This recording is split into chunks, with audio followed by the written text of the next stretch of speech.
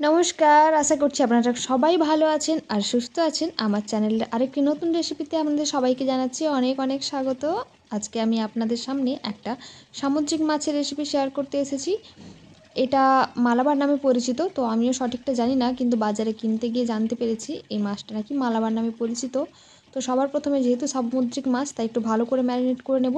তাই কেটে ধুয়ে নিয়েছি, ওগুলো পরিষ্কার করে রেখেছি। তারপরে এখানে হলুদ গুঁড়ো, জিরে গুঁড়ো, ধনে গুঁড়ো, লঙ্কা গুঁড়ো, আদা রসুন বাটা আর হাফটা লেবু দিয়ে খুব ভালো করে এটাকে মেখে নিয়ে এবারে মাছগুলোর উপরে ভালো করে ম্যারিনেট করে রাখবো ওই 5 থেকে 10 মিনিট মতো। আপনারা যদি এই রেসিপিটা আগে বানিয়ে থাকেন তো আমাকে অবশ্যই কমেন্ট করে জানাবেন যে এই মাছটা আপনারা কী নামে জানেন। তো যদি ভালো লাগে ভিডিওটি শেষে অবশ্যই একটা লাইক আশা করব। তো দেখুন সব মাছগুলো ম্যারিনেট করে রাখা হয়ে গেছে। এবার একটা প্যান নিয়ে নিয়েছি, তাতে দিয়ে দিয়েছি বেশ কিছুটা পরিমাণ সরিষার তেল। এবার তেলের মধ্যে মাছগুলোকে আমি গোটা গোটাই ভেজে নেব।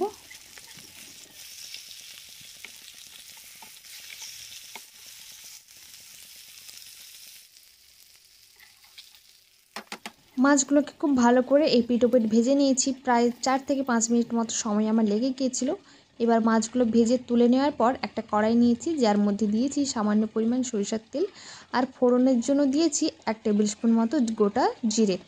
এবারে একটা বড় মাপের পেঁয়াজকে কুচি করে নিয়েছিলাম, সেটা এর মধ্যে দিয়ে দিয়েছি। তারপর হালকা করে নেড়ে নিয়ে এর মধ্যে 1 চামচ মতো আদা রসুনের বাটা দিয়ে দিলাম।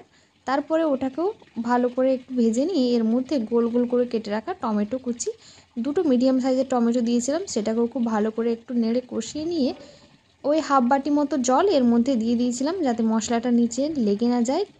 এই পর্যায়ে আমি কিছু গুঁড়ো মশলা এর মধ্যে অ্যাড করব, যাতে ঝোলের মধ্যেও ফ্লেভারটা খুব ভালো আসে। যার জন্য দিয়েছি সবার প্রথমে স্বাদ মতো লবণ, দিয়েছি কাশ্মীরি লাল লঙ্কার গুঁড়ো, সামান্য হলুদের গুঁড়ো, সামান্য জিরে গুঁড়ো আর সামান্য একটু পরিমাণ ধনের গুঁড়ো, আর বেশ কিছুটা পরিমাণ ঝালের জন্য কাঁচা লঙ্কা চেরা। আপনারা যদি বাড়িতে ছোট বাচ্চা থাকে তাহলে ঝালের পরিমাণটা একটু মাথায় খেয়াল করে দেবেন।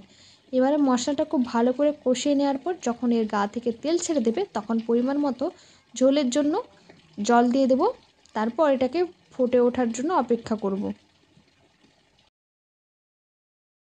যখন ঝোলটা খুব ভালো করে ফুটে উঠেছিল, সেই পর্যায়ে আমি ভেজে রাখা মাছগুলো দিয়ে দিয়েছিলাম। তারপর এর পিঠ ওপিঠ খুব ভালো করে মশলার সাথে কষিয়ে নিয়ে এর ওপরে দিয়ে দিয়েছিলাম বেশ কিছুটা পরিমাণ ধনেপাতা কুচি আর সামান্য পরিমাণ গরম মশলা।